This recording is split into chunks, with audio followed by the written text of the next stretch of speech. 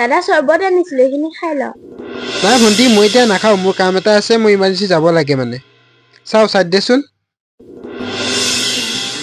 মা, অ মা, চোৱাহিচোন।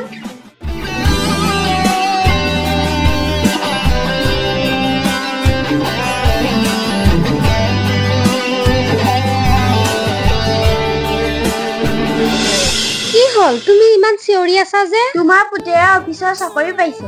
মানে? মই দিয়া চৰ্বতখিনি সি নাখায়, সেইকাৰণে অফিচাৰনী এজনী আনি ল'ব দিছো। তোমাৰ পুতেৰাক অফিচাৰনী এজনী আনি দিবলৈকে লাগিব। তহঁত দুটাৰ লগতো যে কি হব? ইমান দুখ আৰু ইমান চিন্তাৰ মাজতো যে উঠত অকণ হাঁহি দি আছ। জীৱন কেতিয়া আৰম্ভ হল গমকে নাপালো। দেউতাকটোৰ বেমাৰ হৈ থকা আজি এবছৰে হ'ল, সি এতিয়ালৈকে চাকৰি এটা গোটাই লবলৈ পাৰা নাই। সিও কষ্ট কৰি আছে, মা, এদিন হলে সফল হ'ব নহয়। দিয়া তেনেহলে মাইনা, দাদাই নাখাই চৰ্বতখিনি ময়ে খাই থৈ দিম। অ মা, ময়ে খাম বুলি ভাবিছিলো। অ সেইটো কথা, সেইকাৰণে তুমি দাদাৰ লগত লাগি আছা ন? নহয় অ মা, চৰ্বত গিলাচ মই তাৰ কেনে আনিছিলো, তাৰ যিটোহে লেবেল। হ'ব দিয়া মাইনা, এতিয়া চৰ্বত গিলাচ তুমিয়ে খাই দিয়া। মোৰ বহুত কাম পৰি আছে, মই কৰি আহো দেই। যোৱা দেই, কৰিলে।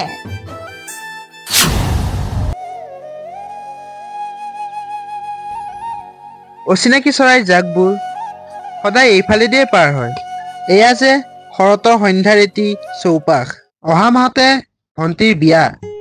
ওচৰৰে ল'ৰা ঠিক কৰিছো, স্বভাৱ চৰিত্ৰ পঢ়া শুনাও ভাল, বেংকত চাকৰি কৰে। আৰু লগতে এয়া প্ৰেম বিবাহ বুলিয়েই ক'ব লাগিব, কাৰণ সিহঁতৰ ভাল পাই থকা আজি 4 বছৰেই হ'ল।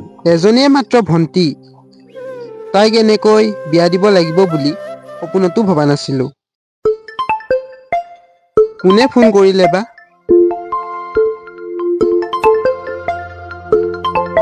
নাম্বাৰটো ছেভ নাই যদিও এয়া নিশ্চিত যে অনামিকাই ফোন কৰিছে।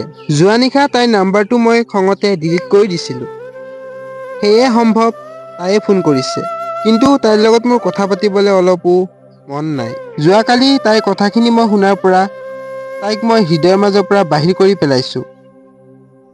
নোৱাৰিছো যদিও চেষ্টা অব্যাহত আছে। অবিনাশ, তুমি মোক ভুল নুবুজিবা। দাদাৰ লগৰে চাকৰি কৰা ল'ৰা এজনৰ লগত বিয়া ঠিক কৰিছে। তুমি বিৰোধ কৰিব নোৱাৰা নেকি? তুমি কৈ দিবা তুমি মোক ভাল পোৱা কি বুলি। ক'ম তোমাৰ বিষয়ে? BA পাছ কৰা বেকাৰ ল'ৰাজনক ভাল পাওঁ বুলি? তেনেকে কৈ তোমাক মা পাপাৰ আগত অপমান কৰা নহব জানো? তেন্তে তুমি কি সিদ্ধান্ত ললা? আত্মহত্যা। পাগল হৈছা নেকি? মোক ভাল পোৱাৰ পৰিণাম তোমাৰ মৃত্যু হব নেকি? এয়া অসম্ভৱ। তুমি যদি মোক সঁচাকৈ প্ৰকৃত অন্তৰে ভাল পাইছিলা, তেনেহলে তুমি সেই বিয়াত বহিব লাগিব, আমাৰ ভাল পোৱাৰ শপত। তাৰ বাহিৰে আৰু তুমি কিবা কবা? কবলৈ একো নাই, কিন্তু মই এটা কথা জনা নাছিলো যে প্ৰেমৰ সাৰ্থকতা আৰু অৰ্থ এটা চাকৰিৰ ওপৰত নিৰ্ভৰ কৰে। হ'ব দিয়া অনামিকা, বিদায়। ঠিকে কৈছা। 16 জুলাইত মোৰ বিয়া, আহিবা মোক অন্তিমবাৰৰ বাবে চাই যাবাহি। নোৱাৰো যাব, সেইদিনা মোৰ ভণ্টিৰো বিয়া। এতিয়া অনামিকা, সুখী হোৱা, সুখী হোৱা।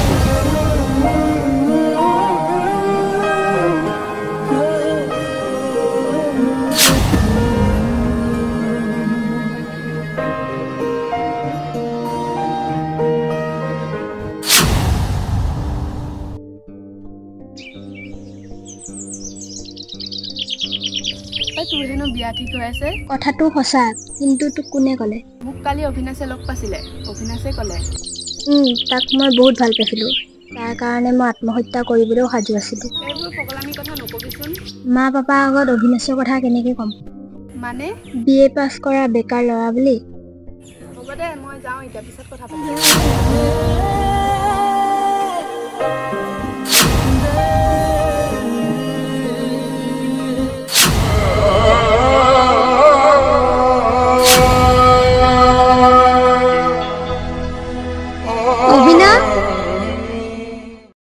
অবিনাশ, অবিনাশ। অনামিকা? অনামিকা? কোন অনামিকা? মা, অনামিকা। তাইৰ ঘৰ শিৱসাগৰত। কোম্পানীৰে কিবা এটা পদৰ বাবে ইণ্টাৰভিউ দিব যাওঁতে তাইৰ লগত চিনাকি হৈছিলো। তাৰে পিছত? থাকিবলৈ একো সুবিধা নোহোৱাত সেই অনামিকাহঁতৰ ঘৰতে আশ্ৰয় লৈছিলো। হয় নেকি? চহৰখনৰ সম্ভ্ৰান্ত ব্যৱসায়ী মিষ্টাৰ সৌৰভ শইকীয়াৰ একমাত্ৰ জীয়ৰী, তাইৰ নামে অনামিকা। আৰু ককায়েকৰো হেনো ডাঙৰ ব্যৱসায় আছে। এতিয়া ককায়েক গৌৰৱ শইকীয়া মাকৰ লগত দিল্লীতে আছেগৈ। অনামিকা ডিব্ৰুগড় বিশ্ববিদ্যালয়ৰ বাণিজ্য শাখাৰ এগৰাকী ছাত্ৰী। আৰু সেই অনামিকাই মোৰ জীৱন, মোৰ পৰিয়াল আৰু তোমালোকৰ সকলোৰে কথা জানিও মোৰ কাষ চাপিছিল। আৰু এক প্ৰকাৰে তাইক মই মোৰ প্ৰেয়সী হিচাপে চোৱাই নাছিলোঁ। আৰু তাই অত্যন্ত জেদী আৰু বৰ আলসুৱা ছোৱালী। মানে অবিনাশ, তুমি তাইক ভাল পাই আছিলা নেকি? তাই মোক পাবলৈ কৰা প্ৰচেষ্টা আৰু ত্যাগৰ ক্ষেত্ৰতে মই হাৰ মানিছিলোঁ। আৰু এক প্ৰকাৰে তাইৰ লগত মই ভাল পোৱাৰ অভিনয় কৰি গৈছিলোঁ। মোৰ পৰিয়াল আৰু তাইৰ পৰিয়াল, মোৰ জীৱন আৰু তাইৰ জীৱন, সকলোখিনি তুলনা কৰি মই একো উৱাদিয়ে পোৱা নাছিলোঁ। কিন্তু অনামিকাই মোক বহুত সাংঘাতিক ধৰণে ভাল পাইছিল। কিন্তু মোক কৰা সহায়ৰ কথা মই কেতিয়াও পাহৰি যাব নোৱাৰোঁ। আৰু তাই মানৱীয়তাৰ খাতিৰত যিখিনি কৰিছিল সেইখিনিত সদায় মই ঋণী হৈ ৰ'ম। তাইৰ প্ৰেৰণা মোৰ যাত্ৰাৰ সহযাত্ৰী হয়। হয় নেকি? আৰু এনেকৈয়ে ময়ো তাইৰ সঁচা প্ৰেমত সহযোগী হৈ ৰ'লোঁ। আৰু ময়ো তাইক বহুত পাগলৰ দৰে ভাল পাব ধৰিলোঁ।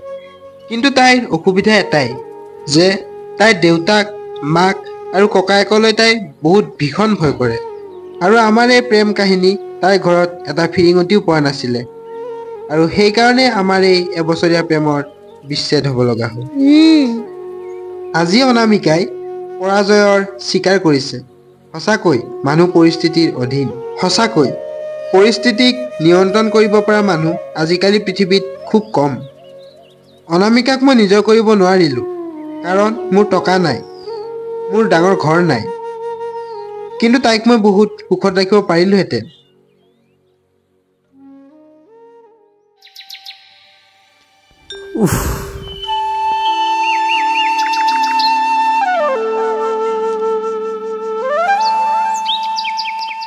ভণ্টিৰ বিয়াৰ ব্যস্ততাৰ মাজতেই সকলো স্মৃতিৰ পৰা আঁতৰাই আনিছিলোঁ। কিন্তু বাৰে বাৰেচোন তাইৰ মুখনিয়ে মনলৈ আহি থাকে। কি হ'ল বাৰু অনামিকাৰ? এইকেইদিনচোন তাই মোক ফোন এটাও কৰা নাই। ময়ে কৰোঁ নেকি? নকৰোঁ। আজি 16 তাৰিখ। ভণ্টি বিয়া হৈ আমাক এৰি যাবগৈ। আৰু অনামিকাও আজি যাবগৈ। দিনটো বিয়াৰ যা যোগাৰ কৰোঁতেই পাৰ হ'ল। সন্ধিয়া হ'লহি। ভণ্টিক বুকুচাত উঠাই লৈ যাওঁতে তাইৰ কি যে হিয়া ভৰা কান্দোন, সহ্য কৰিবই পৰা নাছিলোঁ। ভণ্টিয়ে মোক খামুচি ধৰি এৰি দিবই বিচৰা নাছিল। ভণ্টি যোৱাৰ পৰা ঘৰটো উকা উকা হৈ ৰ'ল। কাৰ লগত কাজিয়া লাগিল? এই উদাস সন্ধ্যাত এতিয়া পৃথিৱীৰ সকলো দুখ যন্ত্ৰণাই মোৰ সংগী। অনামিকাও গ'লগৈ চাগে। বিচ্ছেদ ইমান বিষাদ হ'ব পাৰেনে? ভণ্টি আৰু অনামিকাও মোৰ জীৱনৰ পৰা আঁতৰি গ'ল। যন্ত্ৰণাত চটবটাই চকুলো নদীত। এতিয়া মোৰ অবিৰত জীৱন আৰম্ভ। ভৱিষ্যতৰ উত্তৰণত বাস্তৱিত জীৱন গঢ়িব দুয়োজনীয়ে। আৰু মই এতিয়া দিশহাৰা, নিৰহাৰা পক্ষী।